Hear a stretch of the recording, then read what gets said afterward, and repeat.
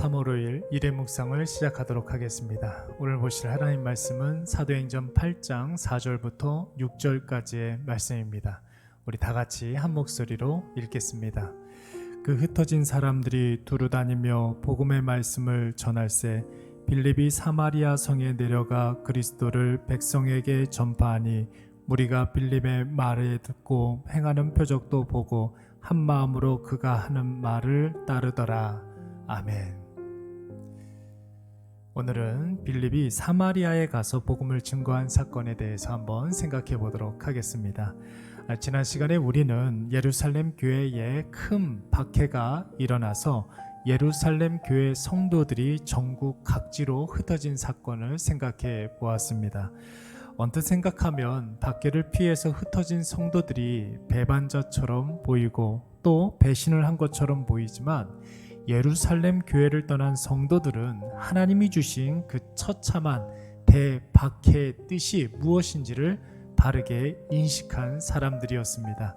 그래서 4절 말씀을 보시면 두루다니며 그들이 무엇을 했습니까? 복음을 증거하는 데 앞장서기 시작했습니다. 그 흩어진 성도들 중에 오늘 본문의 말씀에 보니까 빌립이라는 사람이 나오고 있습니다. 여러분, 이 빌립은 예수님의 제자 빌립이 아니라 우리가 전에 살펴봤던 대로 사도행전 6장 말씀에 나오는 예루살렘 교회의 최초의 집사 7명 중에 한 사람인 빌립 집사입니다. 근데 여러분, 빌립이 복음을 증거한 이 사마리아 땅은 어떤 곳이었습니까? 사마리아는 지리적으로는 예루살렘과 굉장히 가까운 지척에 있는 곳이었지만 마음적으로는 또 정신적으로는 유대인들에게는 굉장히 먼 그런 도시였습니다. 유대인들과 사마리아의 비극은 솔로몬 왕 때로 거슬러 올라가지요. 솔로몬이 실정하여서 이스라엘은 남쪽은 유다로 또 북쪽은 이스라엘로 두 동강 나게 되는데 남쪽 수도는 여전히 예루살렘이었지만 북쪽 이스라엘의 수도는 새로운 도시 사마리아가 세워지게 됩니다. 북이스라엘의 왕이었던 여로보암은 북쪽에 있는 이스라엘 백성들이 자꾸만 절기 때만 되면 남쪽에 있는 유다에 가서 예루살렘 성전에서 절기를 지키고 돌아오니까 이제 사마리아에 신전 하나를 짓고 이제부터는 남쪽으로 내려가지 말고 이 사마리아에서 절기를 지키라고 합니다.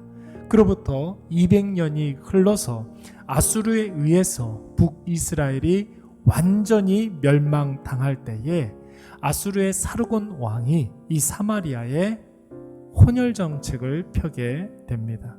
사마리아에 살고 있는 많은 유대인들을 아수르로 끌고 가서 포로로 삼고 또 아수르가 정복한 다른 이방 나라의 사람들을 강제로 이 아수르로 이주시켜서 피를 섞게 만듭니다. 그리고 그 사마리아 지경에 살고 있는 모든 사람들을 완전히 아수르화 만들게 됩니다. 이때부터 순수 혈통을 지니고 있었던 유다의 유대인들이 사마리아 사람들의 이방이 피가 섞였다고 해서 이제부터 그 사마리아 사람들을 경멸하기 시작했고, 아니 사람 취급도 하지 않았습니다. 이것을 잘 알고 있었던 사마리아 사람들도 유대인들에 대해서 적대감을 품게 된 것이죠.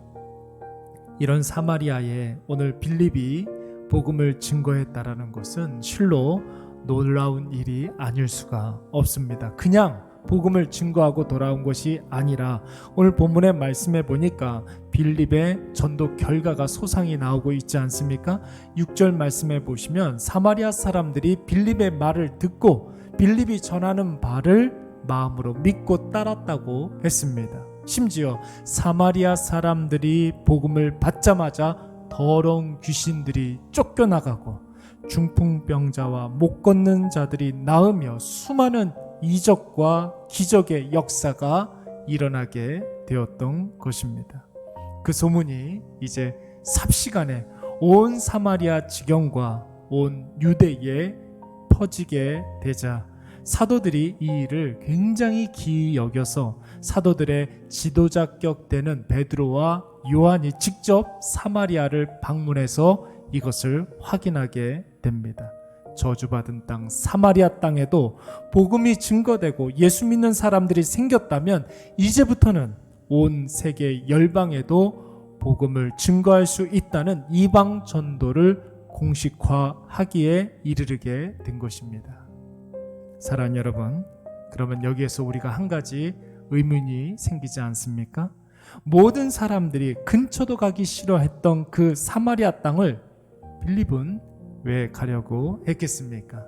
당시 사람들에게 있어서 개 돼지만도 못한 이 사마리아 사람들에게 빌립은 왜 복음을 증거하게 된 것입니까?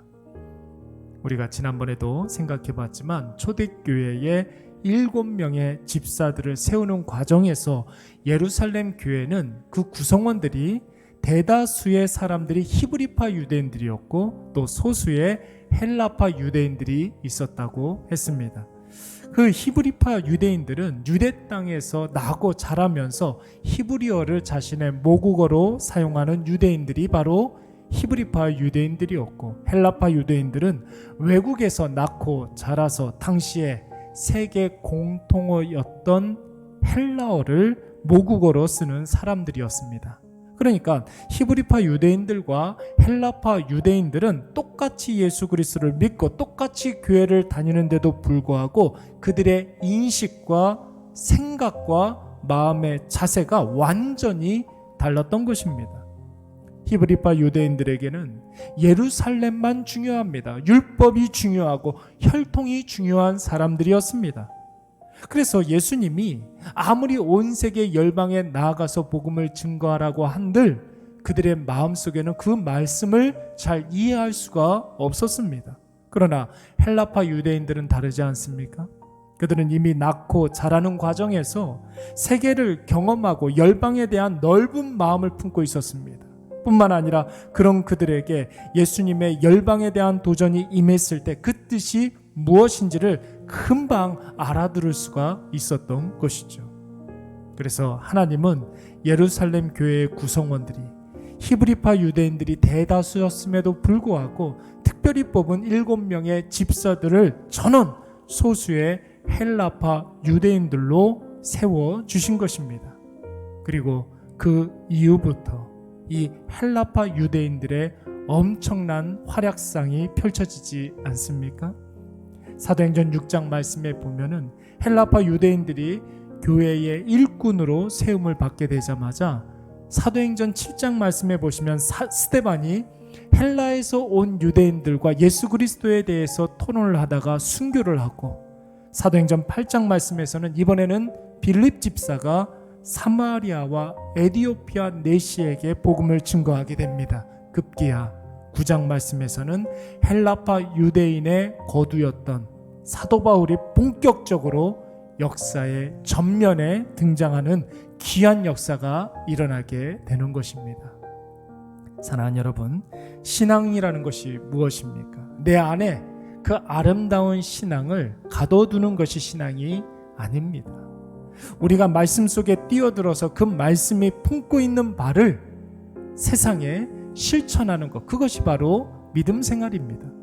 믿음이라는 것은 좁디 좁은 내 안에 그 믿음을 가두어 두고 믿음을 왜곡시키는 것이 아니라 예수 그리스도로 말미암는 새로운 세계를, 새로운 진리와 새로운 구원을 우리가 사는 이 세상 가운데 증거하는 것이어야 합니다.